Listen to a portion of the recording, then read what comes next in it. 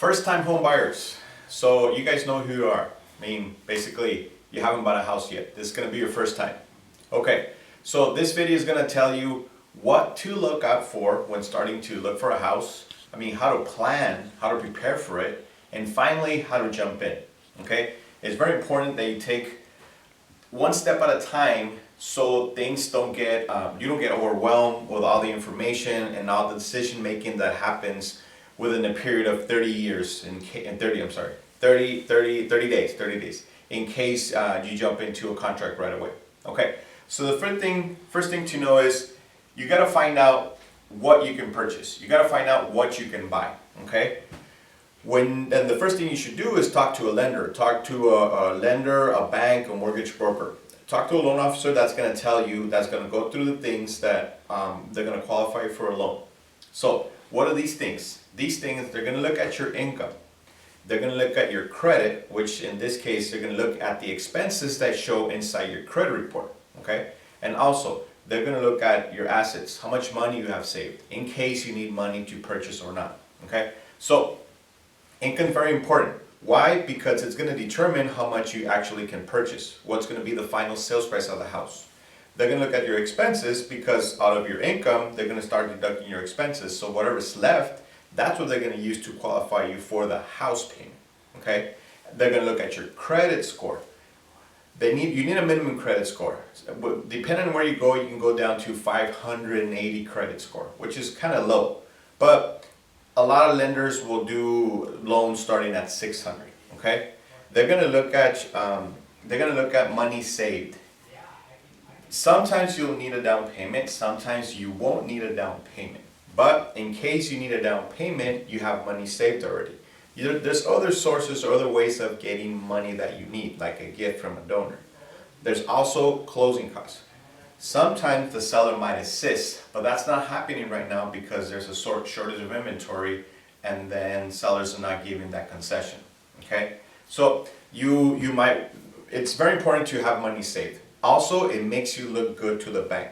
If you show the bank that you're able to save, the bank it'll be easier to lend to you. If you show that you don't have the ability to save, the bank will say, we'll look at it that way and see and think, oh, maybe they don't have the ability to save. How are they going to make their first and second payment once they get into the house, okay? So, very important. They look at your income, they look at your credit, and they look at how much money you save, okay? Okay, now let's go to down payment. So, a lot of people, first-time home buyers, they have the notion that they need a lot of down payment, maybe 10%, maybe 20%, but that's not the case. There's down payment assistance programs for first-time home buyers. If you live in California, there's a down payment assistance program. Depending on where you live, every state has a down payment assistance program for being a first-time home buyer, okay? So, they all have their qualification. Mostly is the income limit. There's a limit, you can't make above any income to qualify for that down payment assistance. And also, there's a debt to income ratio limit. So your debt to income ratio needs to be below a certain amount. Once you start talking to your loan officer, you'll be hearing all these words that mean something to them. But if you don't know what they mean, just stop him, ask him to give you an example, like the one I just gave you, debt to income ratio. The debt to income ratio is very important. That what makes the loan be approved or not approved. You need to be under a certain debt to income ratio. How is this calculated? It actually means how much you make, how much you spend. There's a division between those two numbers and it gives you a percentage.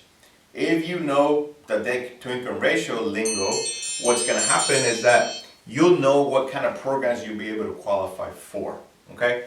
So, finally, once you go through the process of knowing what you qualify for, knowing what kind of payment you're going to get, now you really have to decide what payment you're going to feel comfortable doing.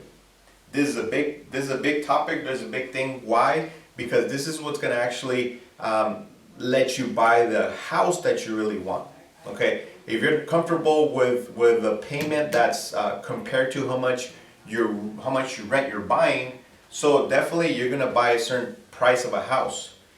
If you make good income and you have a budget for a big monthly payment, now you're gonna buy a house that's costs even more, okay? So to me, this is really important because this is what makes you feel comfortable every month. I mean, you have to have a budget. You have to know how much you're gonna feel comfortable with paying for your mortgage payment every month. So these are the three things that I think it's very important to know when you are starting to buy a house. You are a first-time home buyer, so make sure you know how much you can buy, how much you're approved for, and how much you're gonna feel comfortable with paying every month. Okay, thank you.